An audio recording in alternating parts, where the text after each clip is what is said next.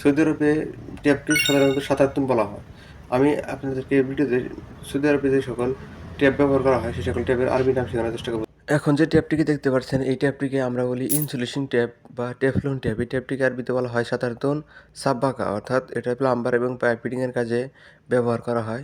এই ট্যাপটিকে এর জন্য বলা হয় সাধারণত সাব্বাকা। এখন যে ট্যাপটি দেখতে পাচ্ছেন, এটাকে আমরা বলি ইনসুলেশন ট্যাপ। এটাকে আমরা কারেন্টের ট্যাপও বলি, ইনসুলেশন ট্যাপ বলি। এটাকে আরবিতে বলা হয় সাধারণত কাহারাবা। এখন যে ট্যাপটি দেখতে পাচ্ছেন, এটাকে আমরা বলি এসি ট্যাপ। এটাকে আরবিতে বলা হয় সাধারণত মুকাইফ। এখন যে ট্যাপটি দেখতে পাচ্ছেন, এটাকে আমরা বলি মাস্কিন ট্যাপ। এই মাস্কিন ট্যাপকে আরবিতে বলা হয় সাধারণত অরাক, বয়া সাধারণত। এখন যে ট্যাপটি, এটাকে আমরা ট্যাপই বলে থাকি, এটাকে আরবিতে বলা হয় সাধারণত লাসিক। এখন যে ট্যাপটি দেখতে পাচ্ছেন, এটাকে আমরা বলি অ্যাডজাস্ট ট্যাপ বা অ্যাডসিটিভ ট্যাপ। এটাকে আরবিতে বলা হয় সাধারণত রোসাসি।